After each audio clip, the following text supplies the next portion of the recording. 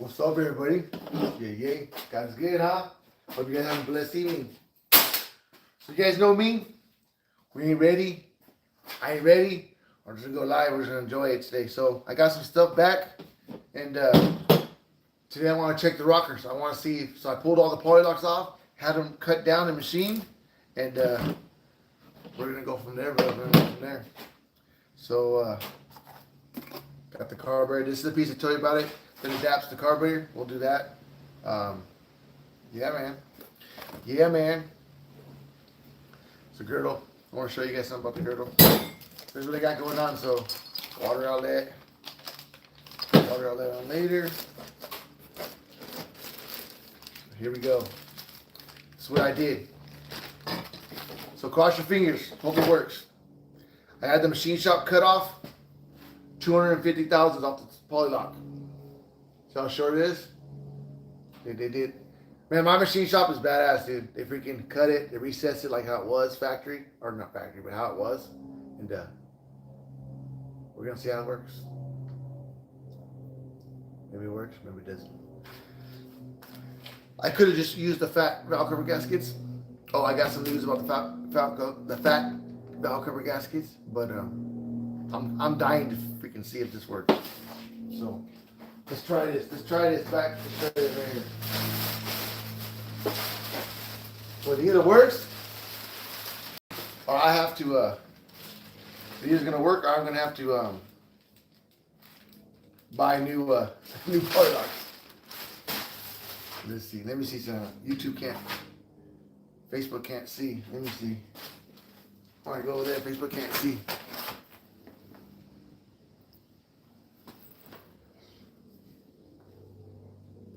Was it that side? Let me see if I can make it a little bit more so they can see. I'm really not too worried about Facebook seeing Facebook videos. They leave in 30 days now. They don't stay on there. That's the best I. Sorry, Facebook. Sorry, brother. Best I can get, man. But anyway, I'm trying to save the YouTube. And the YouTube videos allows me to repost and put them on there. And I can't even actually tell what YouTube can actually see. So let's get started. Let's do this. So remember, the goal is today, we're trying to make it so I can fit these valve covers on there. I pulled all the poly locks off. One rocker. Yeah. That's what we're doing, man. That's what we're doing.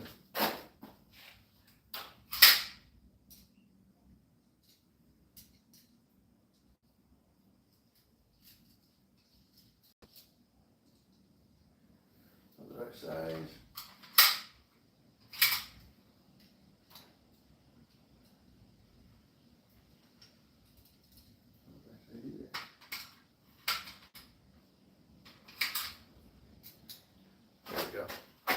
Got it. Got my 5/8 wrench. So basically we're going to go through the rocker sequence. So I got to get the rocker I took off, put the rocker back on. Remember guys, how I said, these rockers, they got a round, see the round? Dog here. And they got a flat for this to sit on, all right? There's a flat in there. Don't put the rocker on upside down. People do that stuff all the time. You'd be surprised what people do. You know what I want to do? I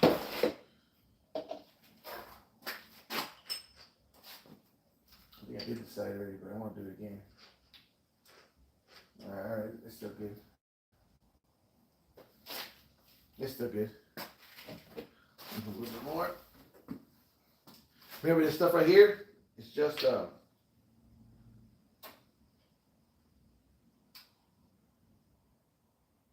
Lucas stabilizer. That's what I use for assembly lube. It really sticks to the parts. Stuff's okay, as long as you're gonna fire the motor. The key part's gonna be when you're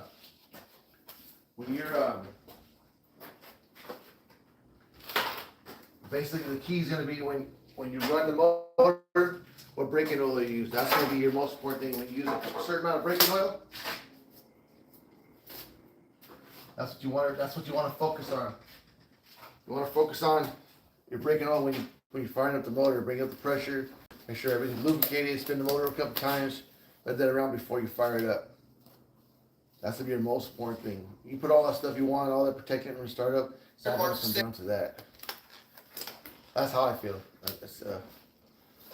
Oh, so I said something. I didn't say it wrong, but if you watch the video, I leave out some parts of my sock. If you watch my shorts, it leaves out some stuff. So I commented on electric fuel pump versus mechanical fuel pump. I said, so there's a part on me where I mess up, and I say you cannot run a mechanical fuel pump on an Oldsmobile. If you continue to listen to what I'm saying that I'm talking about a small block Oldsmobile.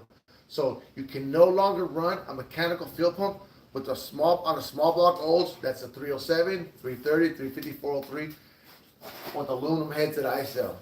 It'll now cuts this out, machines it, and you can. And there's people out there who do that, and then when you do that, it burns a hole in the head. So basically, it exposes a water jacket. So basically, what you gotta do is you gotta expose it, weld it all up, grind it down, weld it all up to where you got it, and pressure test it to make sure it doesn't leak water. I don't recommend you do that, but it's up to you. It's all to the beholder. We just run electric fuel pump. I tell the customers that you can't do it because I've had more customers ruin their head. Because for the average person, most people can't do that. Even I struggle with that. Even if I weld it up, you still got to pressure check it and hope that holds. And at the end of the day, you're blocking off a water jacket. So that's all up to you. I mean, how are you going to take it? We're about to get a storm right here, so hopefully, because when it gets loud in here, it starts raining. So I'm going to put these on here like this.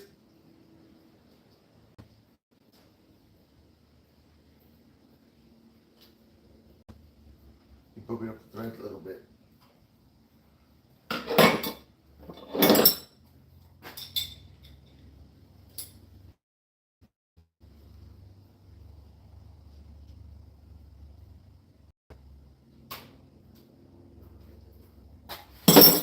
Reach out the threads are boogered a little bit.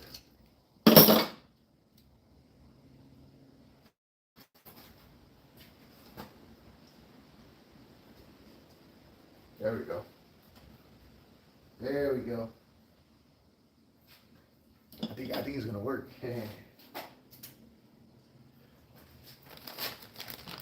So normally, what I noticed, remember I was telling you guys what I noticed on the heads, the studs that I use for my heads, I have a shorter rocker stud, which allows you to run a shorter polylock. Where on the Edelbrock heads, they have a long rocker stud. So I noticed that, and I figured that out. Right now, I've never noticed it before until I noticed it when I did it. Some of these are boogered. He told me I have to run a chaser girl. He told me that too.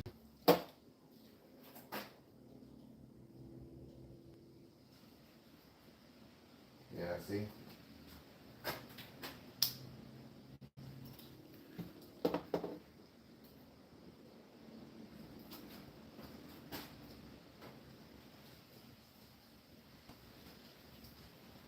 He told me I might have a problem. So I hope I have at least eight to do one side. I'm gonna have to go in there and chamfer all the inside. What's up, Gary? What's up, brother? Anyway, they say Comp Cam sells short polylocks. I couldn't find them.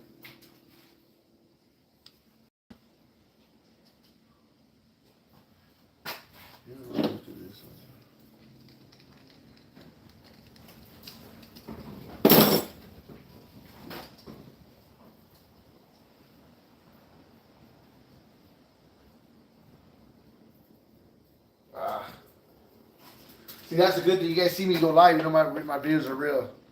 I didn't chamfer. So what happened is when he cut the polylock down, they didn't chamfer the inside. So now I'm having a hard time threading them in.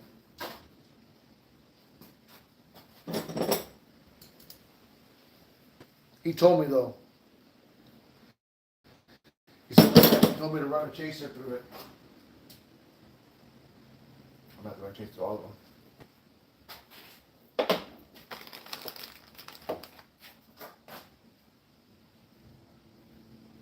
He told me I could feel this one. I forgot. I should have did it before the video. I forgot to run it.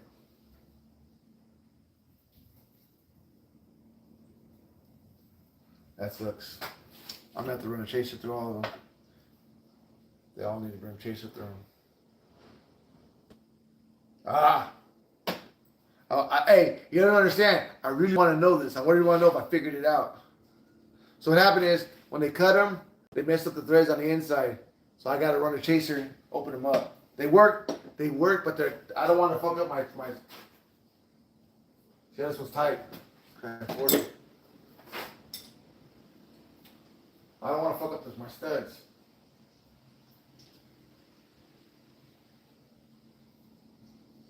See, these ones go. These two go.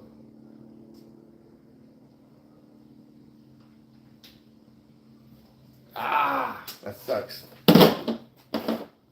Let's do 3. I'm gonna back them up like normal. I want to at least see if I can find 2.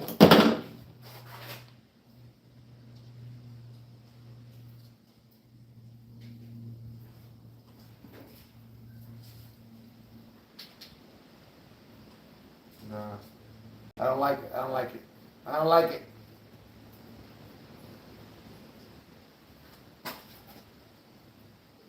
I'll find 1. That should be enough to tell me if I can get them on. This one looks good. That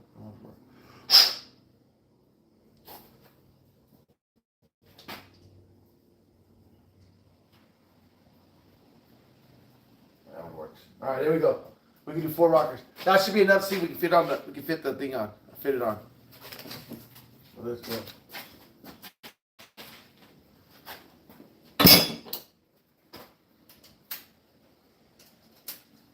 Adjusting rockers with the intake on is a little bit harder because you can't see the motor. So I kind of do it by feel.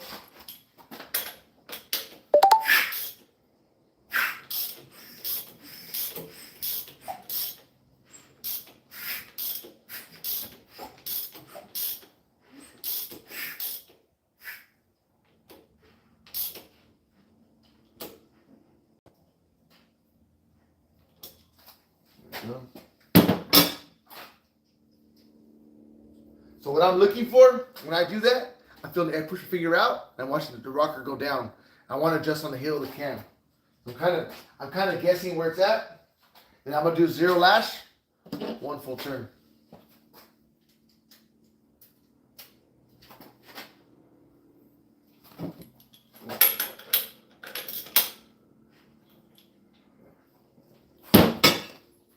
It's kind of hard to explain what I'm doing with the intake on. What's up, Joe? So I'm gonna do is I'm gonna go 0 lash.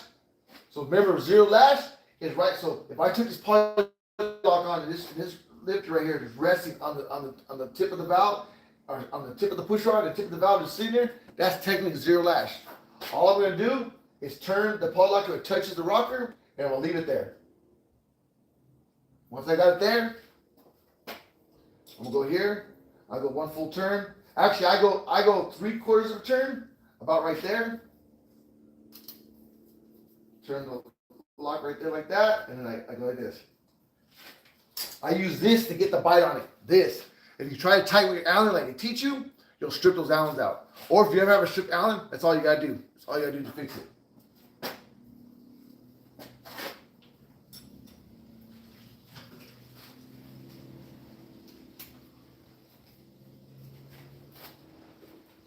And they're not coming off. Remember that. Look at that. So, me cutting 250 thousandths off still puts the lock about right there, perfect flush. I still got plenty of lock in there, plenty of shortness, what I'm looking for. So we'll see. We'll see, bud. We'll see. So now I'm gonna do number. So I did 1, this is 3. I don't go in firing order. Usually, you can do like the way I do it. Air is pushing ready. When I go this one, it'll push ready. It'll push ready. Normally, the way I do it, that's how come I can go so fast.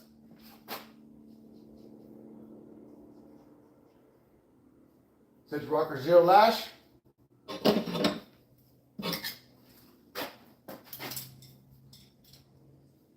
One full turn. Or I stopped 3/4 turn.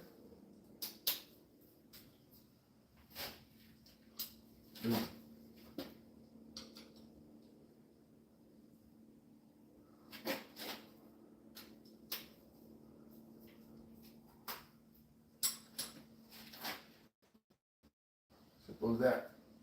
And you adjusted. All right, so we did those 4. I got. So when they machine them, they mess up the threads a little bit. All I gotta do.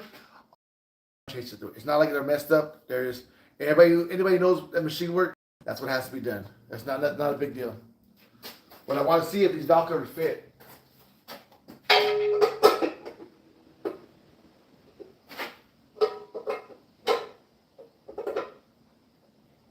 So it looks to me like they fit.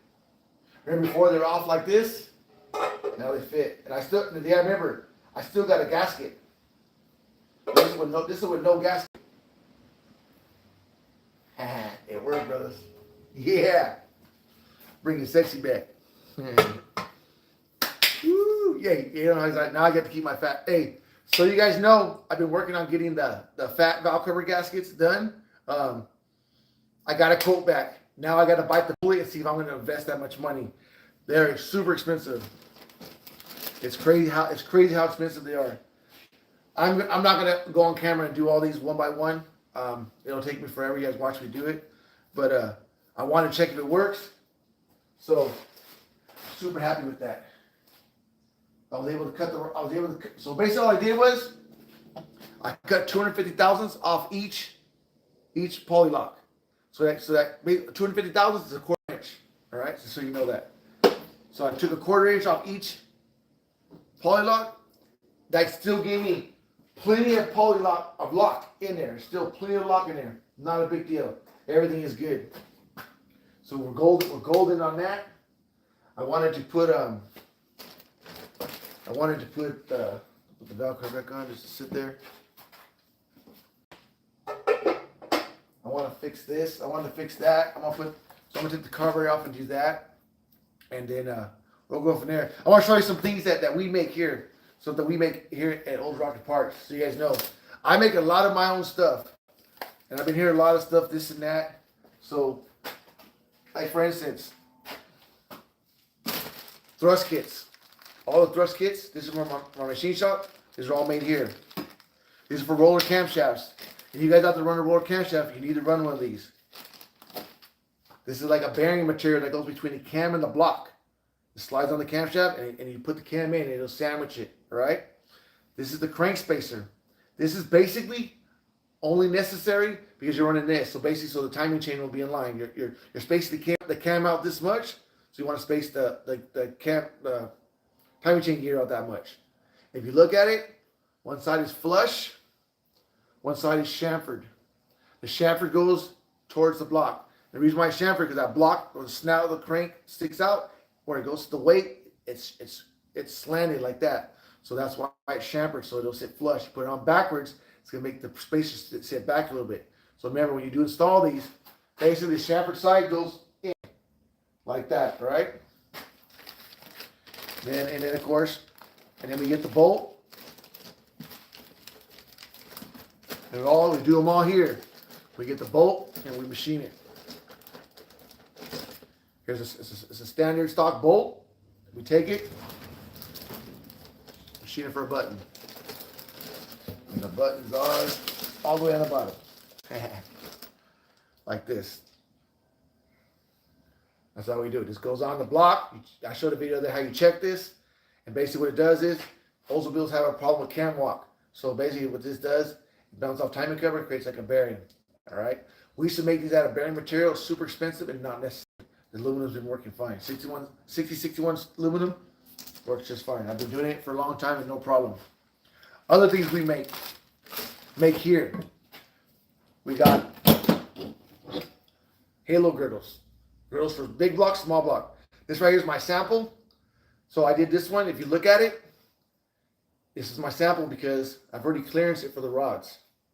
See the clearancing? See the clearance here, clearance here, clearance here. These are my spots. When I go, if someone wants me to clearance for them, which I charge extra, I'll clearance for them. If you want to clearance yourself, like we put the slot in there for the dipstick, and then on this end, flip it over, and we do this. And look how I do. This is, I'm a perfectionist. Everything I do perfect. Look how perfect those cuts are on mine. And this is just my when I sit here. So when I do it, I'm just like that. You know, when I was back in the day when I was porting heads, my heads were freaking perfect. Everything had to be freaking perfect.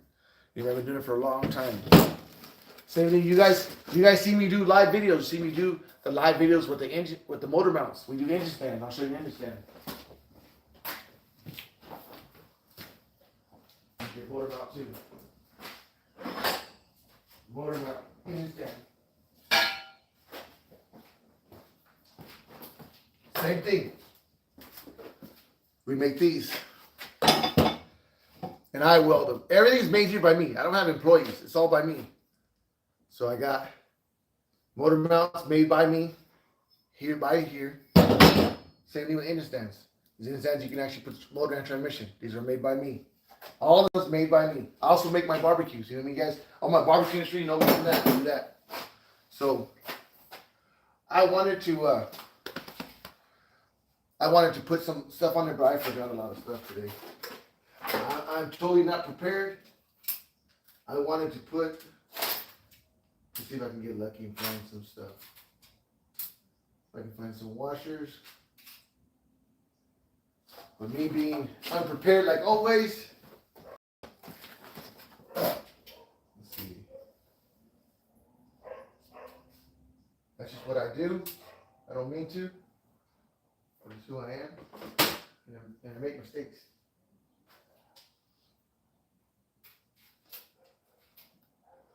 I don't mean to.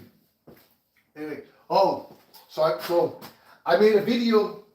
People made a big deal about what I said in the mechanical fuel pump, and in my opinion,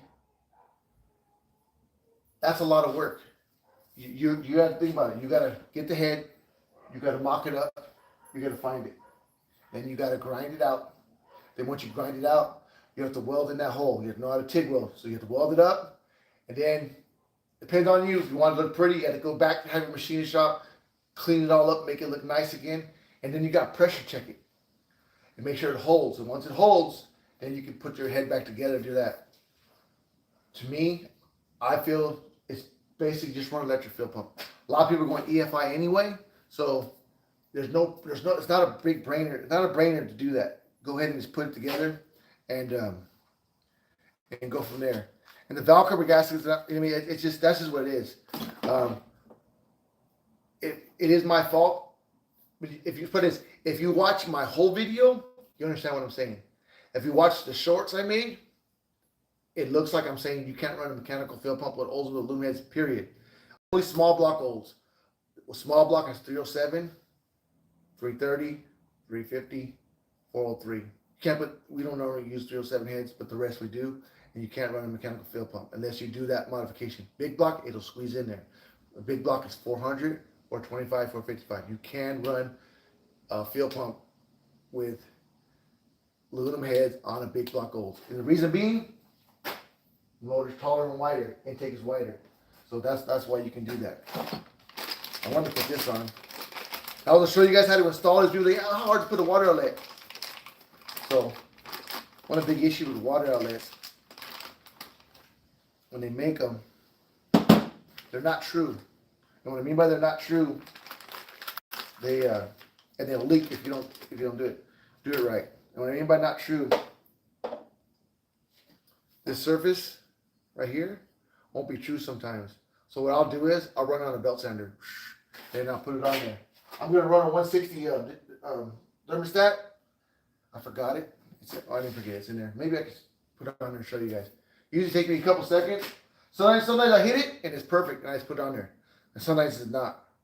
Because I've had these freaking things leak and I found out so they're brand new. And I know everybody say, oh, it's because it's Chinese, this and that. They all of them have that problem. I don't care. And if you have an old one you want to restore, you have a belt sander, that's how you restore it. Put it there, do it, and you'll see it. You'll see it clean up. But when you have a fresh surface, you're golden. And put it on there. And you sit right there. The recess is in the intake, not this. You don't gotta worry about this. As long as there's enough surface for you to clean, you can bring it back. No matter how, and then you don't get the flange too thin. And then I want to show you guys how I put a hose on there. But let me go get it. Let me go get it. Let's see. Let me go get it.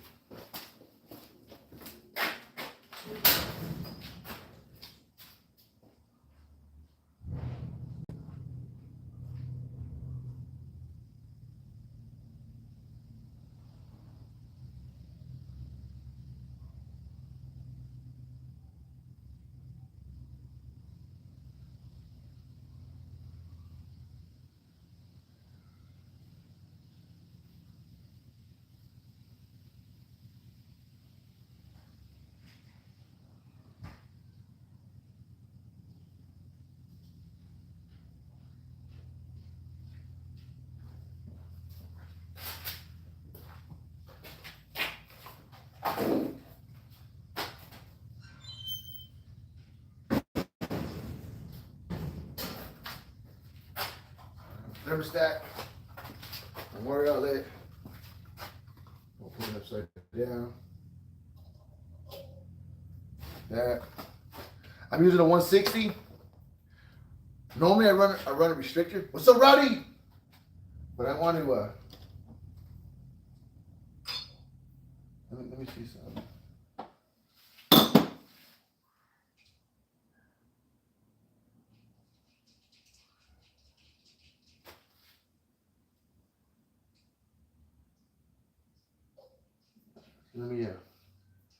Let me go check this thermostat and see how off it is. Oh, no, on my belt center. Sometimes it get hot though. Hold it on.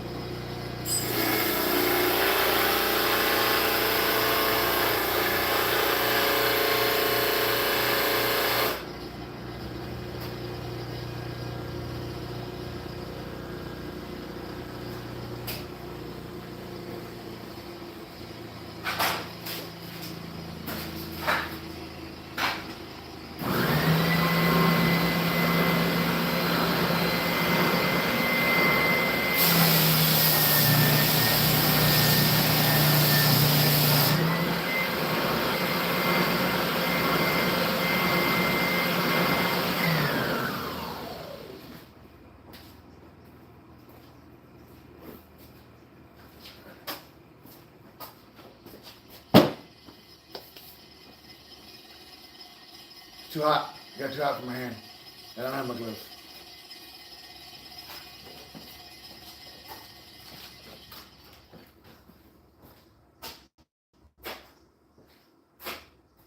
Now I want to finish it. Oh, you know what I want to talk about? I want to address something for people out there. Yeah, see, I got it hot. So look, you see where some of it where it's shiny, where it didn't. See how we're grinding on it, and there's high and low spots. Kind of when you surface heads and they're all off. When you clean up your head, it's kind of like that. And that right there, if you don't get that, that'll create a leak. So remember that. That right there is what creates leaks when you put it on there. You do that on your thing, you run it normally. You want to do it when you have gloves in your hand and you want to be prepared. Remember what I say, man, one of the most hardest things doing is building a motor is trying to do it while you're making a video. If you're asking for something bad to happen, that's how you do it. You make a video.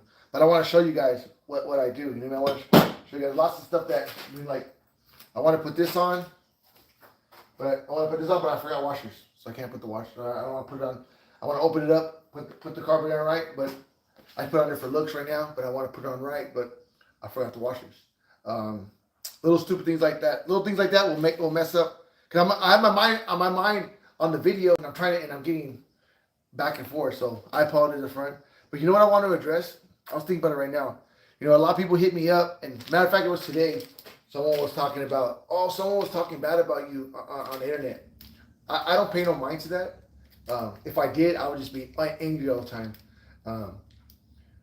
There's no reason for me to get all wound up with people. Some people want to say, want to bring up who I used to work for in my past, and I think tonight I'm gonna address that. I'm gonna tell everybody a little story about me. I'll tell you guys I'm gonna tell you my spiel.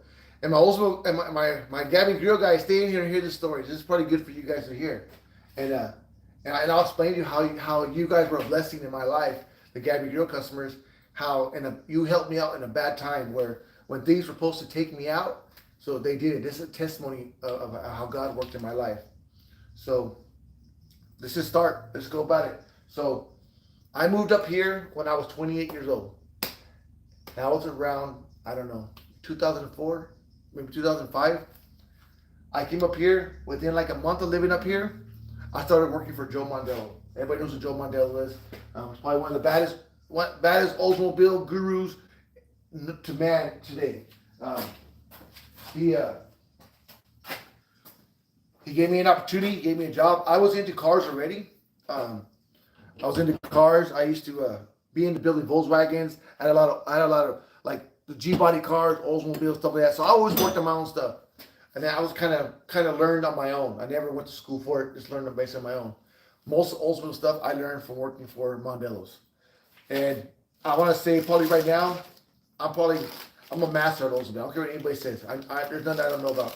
Any mistake I'm making now is because I'm making the video and I don't have my tools. But if I was freaking, no one was here, I would just bring out the tap the bolts real quick, put them on, but I'm trying to think about making a video, do that kind of stuff. But, so that's why I started working for Joe. When I came here, Lynn ran, so the big deal is Lynn. Everybody has a problem with Lynn. Lynn, and Lynn was a big problem. And I'll explain to you the situation with Lynn. So, remember what I said right now. I worked for Joe and Lynn. Joe and Lynn were partners, all right? I'm just a guy, walked in on Mondello's one day, saw it, ad the paper, and went and applied. Didn't know who Joe, or didn't even know who Joe was, didn't know who Lynn was, and they gave me a job. At that time, Joe was at the tech center, Lynn was running the parts house. I started there working in the back, just breaking down motors and cleaning blocks and stuff like that, little by little. Didn't know nothing about Oldsmobile. I knew about the cars, like the outside cars, knew what kind of car it was, stuff like that. But as far as the person I am now, I was not that person then. I was just a guy learning stuff. I can do a Volkswagen like you wouldn't believe. I can do some other cars like you wouldn't believe. But Oldsmobiles, as far as engines, I wasn't what I am today. I worked for him. I got to know Lynn. So mainly, my boss was Lynn. Joe ultimately was my boss. He was the main owner, but they were pretty much equal partners. And Lynn ran business pretty ruthless. You know, at that time when I first started, I didn't understand what was going on. I didn't really know to an extent what Lynn was doing. I didn't know if he was giving the right parts, wrong parts. I didn't know. I didn't ship parts then. I just worked in the back, cleaning the blocks, yada yada, doing stuff like that. I was not a part of the shipping or thing. But as I grew in the company, I grew fast. Right away, I learned to build the engines. First, I probably took apart, before I started building engines, I probably broke apart maybe 200 motors. Like, I was fast. I can do 10 motors a day. Just boom, boom, boom, zip them apart. I was fast.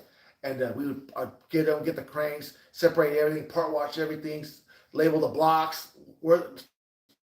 mic them, see where they're at in bores, so we know what bore they're at, crankshafts, mic them, see where they're at. I got good. I was fast at taking motors apart. So I understood it. Then they started me building motors. I'm very skilled when it comes to machine work, building things. Like, for instance, the motor mounts. I make those. I make the jigs, the engine stands. I invented those. You're gonna see me put billet brackets. The billet brackets that Mondellos used to sell, that's not Mondello. That's me. I invented those later on. I'll get to that. But I did all that stuff. You know what I mean? And little by little, Then I started building motors. Now I can build you beautiful diamond rings, build you beautiful motors, my motors. I take a lot of pride in what I do. When I put something together, I give you my 100. I give you the best I can do, the best of my ability. You know what I mean? I use the parts that I'm given. Lynn, I still didn't understand what Lynn was doing. Lynn would do some stuff. Now thinking back and seeing the things that we would do, that he would have his workers do, I now know what he was doing. But at the time, I didn't understand it. All right? So you gotta remember, I worked for Mondello's for a period of about almost 10 years. All right? Joe was there, but he wasn't there. He was more at the tech school, and if he needs something, he send us over. And so my main boss was Lynn. As I got more learning what's going on, I started to see Lynn's tactics, see how he did it, see how he would overcharge customers, stuff like that. But you guys need to understand, at the end of the day, I'm just a worker there. I can't tell him nothing. He's the boss. It's like you working for your company and you go up and tell the main boss something. There's nothing I could do. I started seeing it. But what power I did have the power to correct what I can correct. When I put motors together, the motors were done correctly. Sometimes he would have other people building motors. What he had them do, I had no clue on that. But as far as the motor, if your motor was built by me, it was done correct. It was checked. It was built right. It was built correct. So Joe decided to move to Tennessee. When he moved to Tennessee, now it's turning to where I'm now a master at everything. I can run the back. I can run the shipping department. I'm now building the boxes for the shipping the motors out. I'm building the motors. I'm freaking doing all this. One day I answer the phone. I'm good at talking on the phone. And at first, I thought this was something I did not like. I didn't want to be a guy on the phone, on the computer. I enjoyed building motors because once Lynn found out I can talk on the phone, he took me from building motors and made me talk on the phone. Sell motors, sell parts. And then if I wanted to build motors, I would have to come early in the morning or stay late. So that's how I would make my money because, to be honest with you, they didn't pay very well. So I made my money off my overtime. That's how I would go. So it worked out good for me. I would come early in the morning, build the motors, and work during the day, and then at night finish building the motors up. So and it worked good too. For one, I'm not trying to build a motor and making videos or answering the phone. That's a guaranteed mistake. So that's why I advise you never. That's why I tell you, I'll be sarcastic if I don't have your wife or kids, because sometimes your wife will come and ask you a question, or your kids will ask you a question, and they will make you mess up. I promise you, you have a big chance to mess up or second guess yourself. And that is the worst thing in building motors. There's so many little steps in there. You don't do it. So I didn't want to build the motors while I was on the phone. It would mess me up. I would get angry because I'm building a motor, and I take a lot of pride in building my motors. As time went by, it's hard to be mad at Lynn because, yeah, Lynn would do whatever he did. So we had our own customers. Lynn would do what he did to his customers, but he treated us as employees. He treated me very well. As a matter of fact, there was a time when I had to pull my trailer and live in the back of the shop. My trailer was there, and he allowed it, and he let me do it. And he let me get on my feet, and he would help me out if I needed help. But he would. It was crazy what he would do with the customers, and a lot of people on my videos, they try to say, "Oh, Junior's Lynn's right hand man." This and that. You didn't understand. I had no power over Lynn, and I'm gonna get to that to show you how much power I had. No power. I was just a worker there. Yeah, I was in control of the back, and I shipped the parts, and I knew all the parts. I knew everything where everything went, and I knew how to help tech the customers. But I got to a point, so the power I did gain, it was basically power based off of you'd be hard to replace me.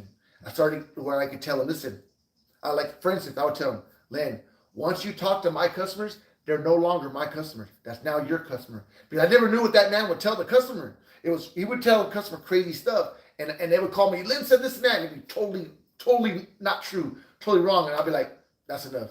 And now he's your customer, Lynn, and I would no longer talk to that customer anymore. He had to deal with them now. Or for instance,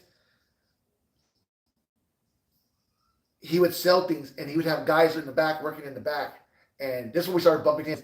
And then these guys didn't know this part from that part. and he'd pull the parts, and I would see the order. I'm like, dude, what are you doing? So I'm getting mad at the employees because the part is a water outlet, and the guy's shipping a motor mount, and I'm like, dude, what are you doing? It's a motor mount. You ordered a water outlet. He goes, I don't know. Lynn told me to ship it, and I'm getting mad at Lynn to come up to me and tell me, what are you doing? I'm like, dude, you're shipping the wrong part. What are you talking about? He's like, he basically what he would do is he would take people's money on a part he didn't have, send them the wrong part, and then play dumb when he got the right, and then that would give him time to buy the right part.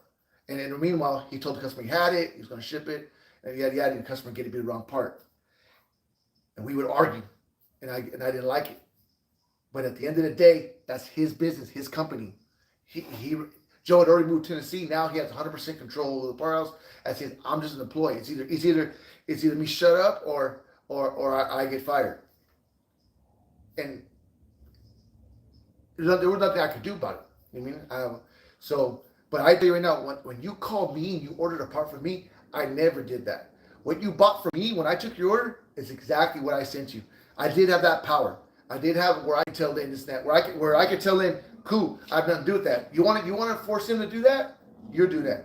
And I could go that far as and let him know I don't agree with you. I think you're wrong, and I'm not gonna be a part of it.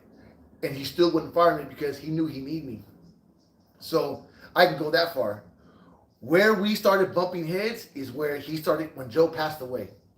When Joe passed away, it was crazy because now he's 100% owner. He has to answer to nobody, and that's where me and him, our friendship started colliding and we started bumping heads. Because you have to remember, even though he did that stuff on the backside, he was good to all his employees. He always took care of his employees. He made sure our check was always paid, always signed.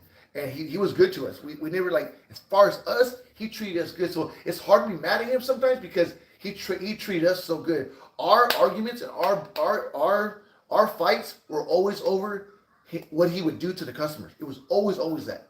It was never you're yelling at me. Tell you the truth, I could never get in trouble there. Dude, I've done so many things like go to jail and he'd wait for me. You know what I mean? When I was younger, I get busted and go to jail, and I would still come back. My job was waiting for me. He took care of me when he would pick me up from jail, and you know what I mean. He would always, and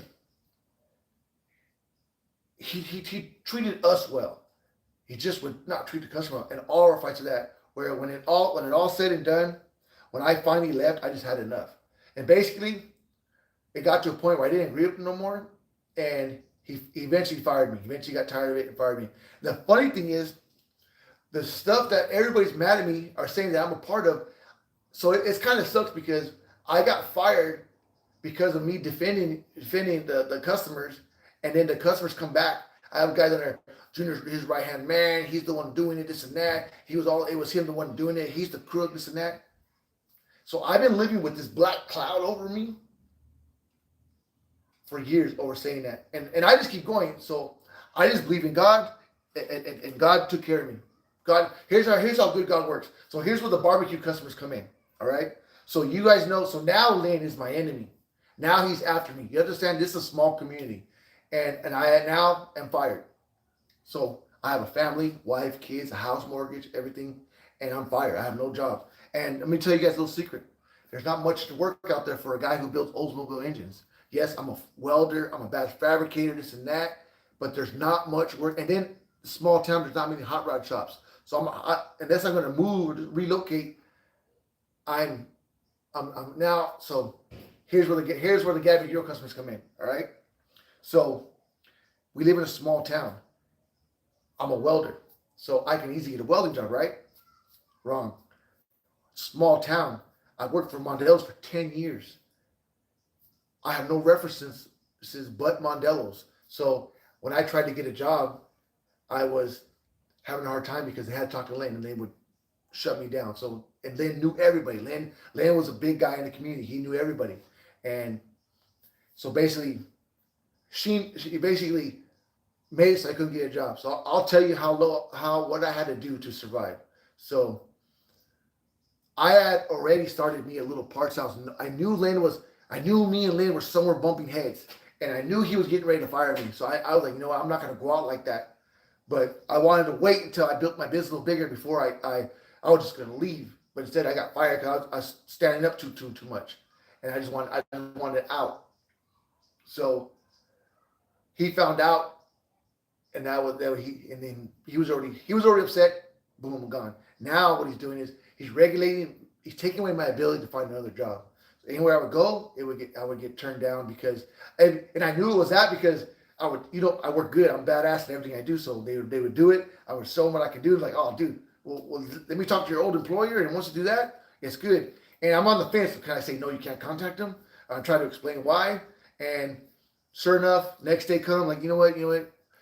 I don't think our job's the right fit for you. Sorry to waste your time. And I already knew what happened. So on the backside, I'm still selling parts a little bit, making a little bit of money, but not enough to survive. Nowhere near it. So now I'm getting desperate. So I'm taking jobs, doing anything that I can do. Anything. And here's where God steps in. I'm taking jobs, anything I can do. So for instance, my daughter was in soccer and she played for the club. And when I was making good money, I had a playing club and all the uppy up people and stuff like that. So I had a buddy who owned a landscape business. He gave me a job. Here's a crazy thing. On my route of cleaning the yards. So now I went from building hot rod motors to cleaning yards and selling parts at night and cleaning yards during the day to pay my bills. And one of the jobs in my route was directly across the street from Mondello's. You know how embarrassing that is for me? I had to freaking I would wear like my hoodie and like a beanie and a hoodie so they couldn't tell it was me and just freaking do it. Because Lynn would just love to see me have to do that. I'm doing that. And I think what broke the straw on that one where I had to finally leave was because I was cleaning the houses of some of the players on my daughter's soccer team. I didn't want them to make fun of her. So I went to cutting trees. And I was cutting trees. And then I was doing I worked for Brassworks, welding those copper radiators and stuff like that. Whatever I can do to pay my bills. And on the backside, I'm freaking selling my parts at night. But the problem is I'm at work all day and I can't answer tech calls, answer questions. And so I can just hope they buy an internet, email later, who knows what it was. And then I came up with the idea for the barbecues. The barbecue gave me the ability to work at my own pace, which I'm a monster at work, but when the phone rings, I can stop and I can talk to the customers. The barbecue business was such a blessing. It blew up so big to where it was amazing to watch God at work in my life, where the barbecue sold all by itself. All I had to do was keep up with building it. I was selling like 20 barbecues a day and plus selling parts. Boom, boom, boom, boom, just going crazy selling parts. And it didn't matter.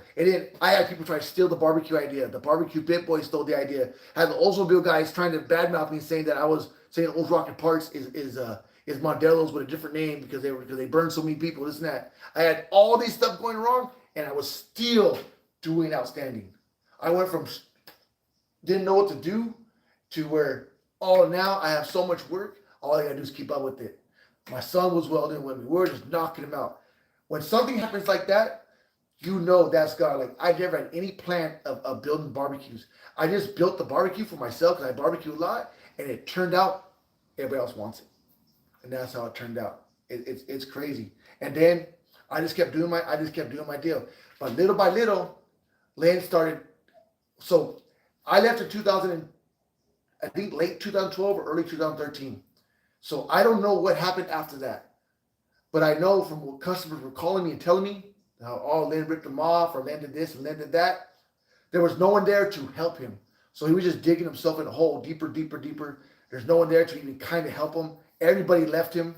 He was by himself. All the employees he was getting were all new. Didn't know what was going on. So who knows what you guys got after that. I have no idea. I had nothing to do with that. I was not a part of that business. I had nothing to do with it.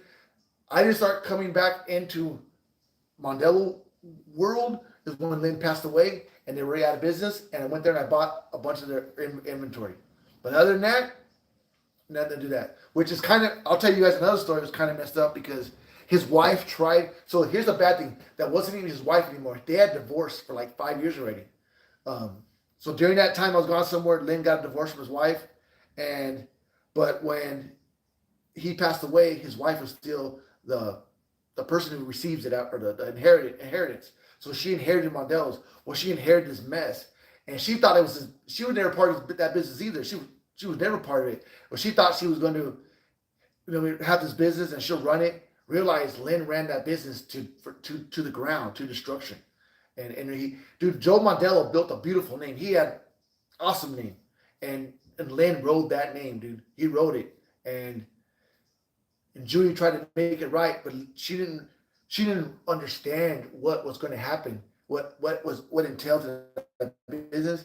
And I watched the customers destroy her, put her in the hospital, distressed, beating her up, and finally she just would handle it. But and I asked her, I go, Judy, what are you doing? She goes, I'm trying to make it right with all these customers. I'm trying to help them out, but all they do is yell at me. And I'm all, Lynn, I go, Lynn, you'll never figure out what is what. Even I go, I can tell you the best I can, but I can't even tell what's what. I go, so I thought that was pretty cruel what the customers did to her. She was not a part of it, but I understand. I mean, they want their money, they want their parts, and they didn't understand, they didn't know. But to be honest with you, anybody was, it almost took her life. It was that bad. So at the end of the day, here's what I do. I run my business the most honest I can run it. I may sell you the parts, whether you agree with the parts I sell or not. I'm selling you parts, and I'm selling you at a fair price. I'm not buying a part for $100 and selling it for $500 like everybody else. I buy a part, I mark it up, I sell it. Not only do I sell the parts at a fair price, but I don't think anybody has a tech service like me. You know what I mean? I like the level that I'm at, or the size I'm at, or how big I am. I think any bigger, it'll mess up my company because I won't be able to give such tech service. I answer the phone 7 days a week. I do my best when I do the service. I talk to people. I share you all my knowledge, best of my ability. You know, and I do that, and I give you guys fair prices. What it is? I'm not misleading you. I'm not misguiding you. And another thing, what I do, I never take your money unless I have the part. If anybody's ever talked to me knows I do not do back orders. If I don't have the part, I refuse to take your money. And if somehow you are able to buy a part from my website and I miscalculate my inventory, I call you up that same morning. Here's your money back. I will call you when I get that part. Period. I don't want to give you guys the power, or the customers the power over me like that. I don't need that in my life. And two, I don't want to hold nobody up on their bills, because I watched it happen, and I watched people get angry and destroyed waiting for a part because someone lied to them, said they had the part and they did it and they took their money. Now, not only do they not have their part, but they don't have their money either. And I don't want to be part of that. At the end of the day, God always takes care of you. Always takes care of me. And I've lived my life like that. And that's my story. That's my story on that. So someone said, I saw a post and someone was bad mouthing this and that. And they said, Junior never defends himself. How come we want to hear what Junior has to say? And to be honest with you, I've learned not to respond to that. If you ask me a legit question, if you notice, I'll respond to your question, but I never ever respond to those questions. I never give you a time or day. That's like I won't say the names of the people who say that. So people, you're welcome. Anybody out there, welcome to talk whatever they want to talk. I don't answer to anybody. I answer to the Lord, and I know He sees me. So I try to be as honest as I can. I mean, I'm not an angel. I'm not a saint. Well, I like to think I am, but that's fine. And but that's I do my best. I do the best I can do, and you guys buy parts from me. You get them pretty quick. I'm pretty on it. You know what I mean? I do my best. But at the end of the day, man, it's that I have nothing to do with any of that stuff. Even when I was there, I was not involved in any of the misleading. I was able to separate my customers from his customers. Never did I have anything to do with it. Never, actually, to be honest with you, never even did Joe. But I think Joe knew more than he let off to know. But even Joe, Lynn ran his own business his own way. And you guys understand, that's his business. Just like I'll never let anybody come in and tell me how to run my business. You know what I mean? I don't do dirty crap like that. But I still, when I went here to put them in that position, but I'm not taking no one. This is my freaking business. I run this show. You know what I mean? This is my business. I run it the way I want to run it. And if someone don't like it, they don't like it. I've got an argument. You guys know me. I've got an argument with my customer. I don't bow down to nobody. If I don't agree on something, I'll tell you I don't agree on it. or you call me, ask me text service, and you don't like my answer, and you try to tell me a different answer. I'm like, dude, why are you calling me for? You know what I mean? Or I'll tell people, oh, you think this is a debate? Like we're having a debate here. I mean, I'm not debating with you. You ask me how I do it, I show you how I do it. It's up to you whether you take the information, how you use it, and how you apply it. At the end of the day, it's up to you. You don't have to take my information. I mean, but I'm not gonna argue about how to do it. I mean, I do it all day long. So maybe you know what? Sometimes I hear a way, and I'm like, you know what? Later on, I go, if it makes sense to me, I'll try it. Oh, that way did work, and I'll share it with people. But I'm not gonna argue on the phone with customers. You know, I'm just not gonna do it. So that's my side of that story. That's what I got for today. I don't even know why I talked about that. I'm more excited about putting these on. Now I got to go and drill and tap them. Not drill them, but just tap them, run a chaser, and I'm going. That's all I got to do. Run it backwards. It is going to take a lot of time. I wanted to put the water outlet on. Can't do it because I don't have washers for the bolts. I got to go to my other shop and get them out. I got them. I don't want to walk over there and get them. But I just want to share with you guys. I was actually sharing you guys. I'll hop about this. Happy that my valve cover fits now. Let you guys know. I did work on the thick valve cover gaskets. I do. I got to decide whether or not if I want to bite the bullet and buy them or not, because they're a lot. And the problem is, it's not if I get the customers to buy them. Everybody wants to say, and what that does is it allows you to run the factory valve cover or Mickey Thompson's, like a short. It allows you to run a short valve cover, and you can stay with that style. So that's what it does. And that's actually, these valve cover gaskets are old. These are actually gaskets that Joe Mondello had made a long time ago. But that's how you do it. Everything else is what it is, man. I want to show you, and I want to show you guys, like, and remember, these right here are laser cutted by us. We get these laser cutted out, then I get them, I machine them. Or I actually do it all this by hand. It's all done by hand. It looks like I did it with a machine, but it didn't. I did it by hand. It's all done by hand. All this is done by hand, everything. I don't want it. If you get an engine stand, it's welded by me. If you get a motor mount, welded by me. If you get what else we got? So motor mount, engine stands. I don't know. I'm drawing a blank. We make all that stuff. That's everything made by me. I don't have employees. Everything's done by me. So if something breaks, it's my fault. I did it. That's right. But I try to give you guys the best information I can give you. Let you know. So anybody want to know about my story? That's me, man. I'm just a guy who works his ass off, tries to do his best, try to be honest, and it is what it is. You know what I mean?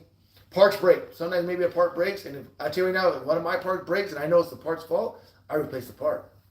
I'm quick to replace it. And I'm very good at telling if it's done wrong, like you installed it wrong, or if it broke on its own. And if anybody knows, whoever had a broken part off me, and everybody who sells parts has broken parts, no matter what. That's just what it is. And I'm quick to. I'll be all over it. I'll have you that new part instantly. You know what? Another thing I'll tell, where a lot of times you notice me, my parts only go so high. What I mean by it's lift. I don't deal with the racers. I deal with more of that high performance street guy. When I remember working at Mondello's and dealing with racers, and they were a lot of problems. They just bought parts and broke them. No matter how expensive parts are. When you're racing, you're breaking. Period. I know what parts can hold, what parts don't. I know the parts I sell because I use my own parts when I build my stuff. So I know what'll hold and what won't. And I stand by my parts. But when you're racing is a whole nother whole world. It's completely different. So it doesn't matter when you're breaking stuff, you're breaking stuff. And you got two kinds of racers. You got the racer who has a big pocket. And those guys are okay because they'll call you, oh man, I broke my shit. Let me buy some more parts. And the other guy who wants to blame it on you, he wants you to pay for his habit. And let me tell you something, racing is a habit. It is like an addiction. And they get pretty ruthless. So I said, you know what? I want to deal with the guy who's building his muscle car and his house, and he's working on it, and he wants some nice horsepower, but he wants to be able to drive the car. And that's where I come in. That's where I'm really good. So when I worked at Mondello's, not only did we build the motors, we used to build the whole cars. So I put a motor together, and we put the whole car together, and then we'd keep the car for a little bit. We'd drive it around, make sure that it's reliable and there's no bugs in it. And I remember sometimes man, this car just runs freaking good. It got brakes, power brakes, enough vacuum power brakes, AC works, everything. Man, it sounds freaking good, and it's still fun to drive. So that's when you buy my top end kits. That's my main recipe. That right there, I've noticed no matter what you do, you put some compression that cam, some aluminum intake, 800, 750 to 850 carb, and it just freaking also will just love it right there. That's a sweet spot. 520 to 550 lift in there, duration around 230, 240, freaking just right there's the money. That's the money right there. But I also know some guys that's still a little too aggressive for them. They want torque, no sound, or they're doing a motorhome, or they're doing a jet boat.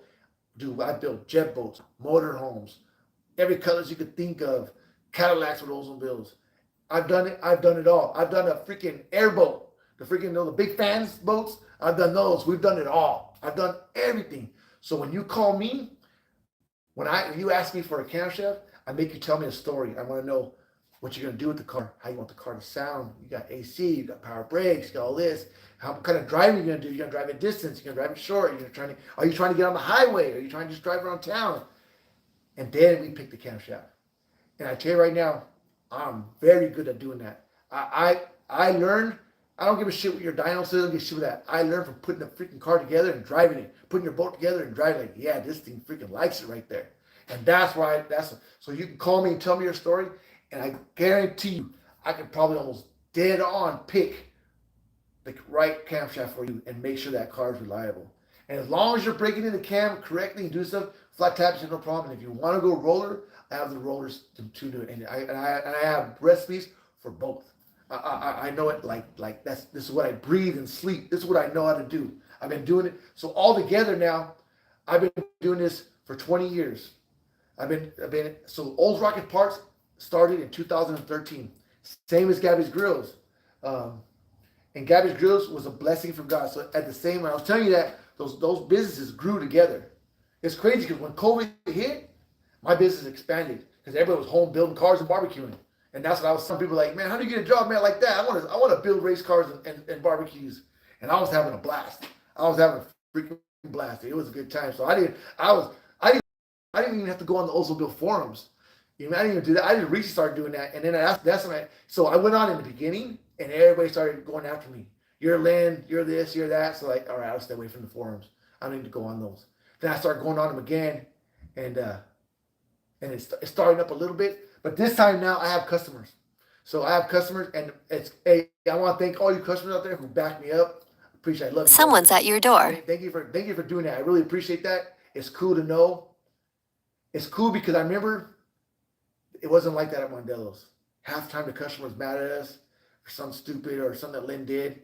And we're now, don't get me wrong, I'm not perfect. I have some customers either they can't put the motor together right and they want to blame it on me, or something happens, they want to blame it on me. But 95% of the time, everything is freaking cool. I go visit them. They call me up, just talk every now and then. It's freaking awesome. I love my customers. They're friends with me on Facebook. Freaking, it's a blessing. So and I love my life right now. My life is good. You guys know I recently got sober, so that just made my life even better. My life was good when I was drinking and had issues. Now I'm sober, my life is even freaking better. So if anybody out there thinking about getting sober, I strongly recommend it because my life got freaking better. But my relationship with the Lord got better. My relationship with my wife got better. And remember this, any part you buy from me comes directly from me. I don't do no drop ship. Everything comes from me directly. Everything. Just know that everything is inspected, shipped. So if you get something from me and it's shipped wrong, I can blame no one else. I make mistakes. It's rare, but I do make mistakes. But if I make a mistake, and again, I'm quick to fix it. And what I mean by mistake is if I leave something out of your order, say I ship you something and it's missing something. I don't mean by like send you the wrong part. I don't do that. I mean, most of the time I make a mistake means I didn't ship you the part. Or I had like a big old order of parts and maybe I forgot to put the water outlet in there. Shit like that. You don't miss the whole heads. It'd be something stupid like a water outlet or a motor mount or the head bolts. Something dumb, something small that I overlooked. And never like a major item. And then I immediately get it out to you. But that's my story, man. That's all I got today. Sorry to do this. I need to start planning my video a little better, and so we can put the motor together. And I had no plan on telling you guys my story today. I was gonna do that. I wanted to check. I got the stuff today. I wanted to check everything, and that's my story, man. That's my story about me. That's how I started. So I want to thank my barbecue people out there, man. You guys. Someone's at your door. I don't think you guys ever knew that, but that was, you saved my basically saved my ass, because no idea. I never planned on building a barbecue and sell it to anybody. That was not my, that was the goal. And yeah, I'm gonna make this barbecue and everybody's gonna buy it. And yeah, man, that was far from my mind. I sell parts. I build race motors. I just happen to be a guy who barbecues a lot. You know what I mean? And there's a whole nother story why I barbecue. I mean, that's a whole nother testimony. But for now, I'm sticking with where the Gabby's Grills. So anybody asks, when they hear my voicemail about the barbecues, that's what it is. It's called Gabby's Grills. So you guys know Gabby is my daughter's name. So I go Gabby's Grills. And the reason why I call it Gabby's Grills, because she's the one that kind of gave me the idea. And I told you guys that story, how she got the idea. And then believe it or not, when I was cutting trees and walking around, and my daughter put some idea in my head, and then like digging around, walking like, and dragging brush and doing whatever I could do to make money, the idea came to me. God bless me with the idea. Came home, made one, and then when I made one, I go to a park, and people ask me, "Hey, where'd you get that from?" I can make you one. Started making them. Then I made a YouTube video. And then all the YouTube forums got a hold of it, and freaking that business exploded. I was like a superstar. No, that's funny. Just messing around. But the cool thing is, I'm making videos now. I can go on here. I just barely started making OLDSMOBILE videos. So I bet you my barbecue people, they've been with me for 10 years. Never knew I did this. This is my real job. This is what I really do. This is what I really, really do. But the barbecue thing is more like a hobby. This is not my hobby. This is my profession. The barbecues, I'm just a welder and weld the barbecues. You know what I mean? That was how that was. And so for instance, when I make barbecues, I know how to make jigs. Like I have jigs to make the motor mounts. I have jigs to make the engine stands. I have jigs to make the freaking Gabby's Grills. And I make all that stuff. I've been designing parts for years. You know what I mean? I have a machine shop where I tell them what I want to do and how I want to do it. And they make me that part, and I go test it, make sure it fits. Bam, I make me 10 of them. I have a seat behind this video is a CNC plasma table that I can run. I can't run a big CNC, but I can run a 2D. I can cut things out, but it's not set up for production. So I'll make the parts. I'll set them up, weld them all together, make sure it fits, make sure it holds, make sure it works. Once I'm satisfied with the part, I get them, and I have a cut, a bunch of them, and bam. What's up, Komika? I'll do a bunch of them. You know what I mean? And that's how I do my R&D. And I'm working right now. I'm working on a urethane mount. I'll let you guys know how that works out. But that's my next step. But that's what I do, man. That's me right there. So that's my story. Super apology why we didn't get to finish this. Look at this. So anybody know, this is the 403. It's out of a Trans Am, but it's a small block Olds. My car has a 330. I have a 1964 Jester 88 Oldsmobile. I'm building for myself. I'm putting this in because it's the same dimensions to fit right in there. Believe it or not, that car will struggle putting the big block in there. The 455 won't fit. It's too wide. And that's why you're not running mechanical fuel pump, because the motor goes wider. So you notice the motor looks the same, but the heads will be more this way, and then the intake is wider. Which this is where the fuel pump goes. That's why you can squeeze the fuel pump in on a big block, but on a small block, it sticks out so far. And the distance that these heads stick out is the distance of those 3 bungs on your cast iron heads for your brackets. See the 3 threaded bungs? 1, 2, 3. And they have on this side and that side. And what that is that's for your brackets. That distance, that little bung stick out, those stick out that much distance. So when you put your water pump in your pulleys, everything lines up with your belts. So that way people don't know, so people understand. Also, these heads are like that, so you can run all your factory brackets. And that's why they stick out that much. Just the whole head sticks out. You know, that's why you can't run the fuel pump. But there is modification, so everybody out there trying to correct me, you can grind a head, but be real about it. You gotta grind a head. Edelbrock has a head now where they machine the head open for you, and then they somehow plug the hole up. I'm not sure how they did it. And those heads are brand new. They've been out like a year. They're not like they haven't been out for a long time. They're not something. They're only been out maybe a year. So I don't want to hear nothing about this and that. They are a new head. They have barely came out. This and that. So don't go there. And at the end of the day, and they're super expensive. At the end of the day, I'll give you a set of heads. You just run an electric fuel pump, and you're golden. And you're said and done. But it's up to you. Some people, they don't want electric fuel pump. They don't want that sound. They don't want that noise. I understand that too. So if you can bite the bullet, bite the bullet. Merry Christmas. If you can bite the bullet and spend the money, and you can get a head, aluminum head. Or pay the money, have someone machine the hole, weld it up, and pressure ticket, but you'll probably be, at the end of the day, you're probably going to be the same amount of money. So Elder Brock, they're just charging you for that. I mean, someone's got to pay for that. And they're not going to do it for free. I mean, it's a lot of work. They're probably set up to do it. You know what I mean? But that's all I got right there. But anyway, guys, I'm going to get out of here, man. I can ramble all day. So everything is live. My story is live. I probably left some parts out of my story. I kind of crammed it up, I guess. Whatever came about. I don't plan what I'm going to say. I don't know what I'm going to say. I don't have no idea, no things. But so you guys know, man, I'm not Lynn, dude. Never did I agree with what Lynn does. And just know that I did eventually get fired for getting on Lynn about doing that shit. Eventually, he got out of hand, and when Joe passed away, and that was enough. It just got too crazy. It was insane. I don't even know how it was legal. I don't even know how you got away with it. It was. I mean, even where I come from, you do stuff like that. I mean, I grew up in LA. You can lose your life for stuff like that. So I was like, I'm out of here. I don't want nothing. I want nothing to do with this place, and I was out. And he made me pay for it. He made me pay for that. You know what I mean? And I paid for it even when I left. You know what I mean? But here's at the end of the day, you can't stop God, dude. God bless me, and God help me, and God get me through, because God knows my heart. God knows that isn't me. I wasn't doing that, and He protected me. So you guys know out there, God loves you, man. God loves you. God knows the truth. So when people try to hurt you and try to badmouth you or do whatever, don't worry about it.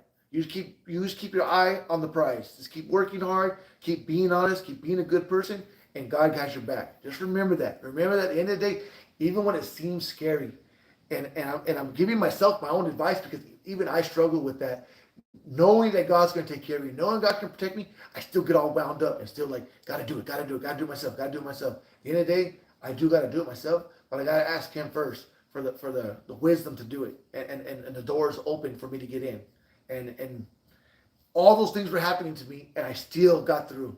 So remember, brothers out there, if you're struggling, you're doing something, give it to the Lord. The Lord got your back. That they can't stop you. If it's meant to be, and if they did stop you, it wasn't meant to be, look for the other door, because there's another door or another opportunity open for you. And remember that God never shuts a door without opening another one. And to this day, I'm still blessed. I still do what I do. And remember, man, God loves you, man. God is good. And that's my spiel, man. That's what I got. Anyway, guys have a blessing. You're safe, huh? God is good, brothers. Late. Wait.